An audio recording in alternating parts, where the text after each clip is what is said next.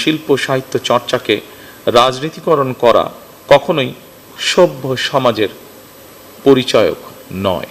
শিক্ষা, গবেষণা এবং শিল্প সাহিত্যের চর্চাকে আরও বেগবান করতে রাষ্ট্র এবং সরকার তার দায়িত্ব অবশ্যই পালন করবে।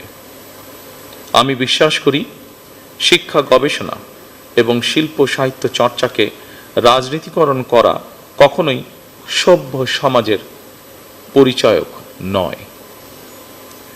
শিক্ষা, সাহিত্য, শিল্পকলা, বিজ্ঞান ও প্রযুক্তি অর্থাৎ জ্ঞান বিজ্ঞানে সব শাখায় যাতে দেশ এগিয়ে যেতে পারে, নৈতিক মানসম্পন্ন তেমন একটি উদার গণতান্ত্রিক রাষ্ট্র ব্যবস্থা প্রতিষ্ঠার লক্ষ্যে বর্তমান গণতান্ত্রিক সরকার অবশ্যই কাজ করবে।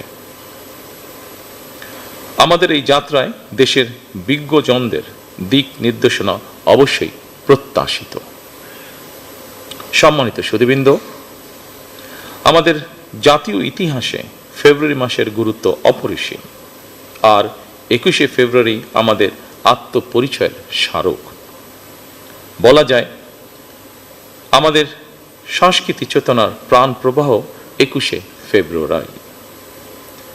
অপরদিকে বিকাশ পেমেন্টে 10,000 টাকার বেশি অফার, শপিং চলছে তো।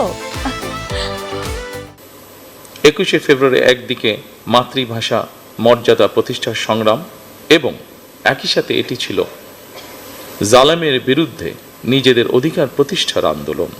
সুতরাং ফেব্রুয়ারি মানেই আত্মপরিচয় উপলব্ধির মাস, আমাদের শেকড় সন্ধানী মাস। প্রতি বছরের মতন এবছর আমরা দেশের জ্ঞানী গুণী কবি, সাহিত্যিক, শিল্পী, ভাষা সংগ্রামীকে 21শে পদকে ভূষিত করেছি। জ্ঞানী গুণীদের কর্ম এবং কর্মময় জীবনের সঙ্গে আপামর জনগণের পরিচয় করিয়ে দেওয়া রাষ্ট্রের অন্যতম দায়িত্ব। প্রিয় সুধীবৃন্দ, 21 আমাদের অবিনাশী চেতনা, সহাধিকার অর্জনের বীজ মন্ত্র। এবার আমরা ভাষা আন্দোলনের 74 বছর অতিক্রম করে 75 বছরে পদার্পণ করছি। অমর 21-এর ভাষা শহীদদের স্মরণে প্রবর্তিত আজকের 21শে পদক প্রদান অনুষ্ঠানে আমি গভীর শ্রদ্ধার সঙ্গে স্মরণ করছি ভাষা সংগ্রামীদের। আল্লাহ তাদের মৃত্যুকে শহীদি মৃত্যু হিসাবে কবুল করুন।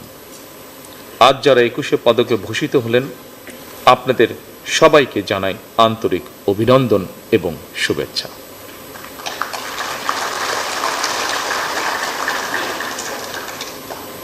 আপনাদের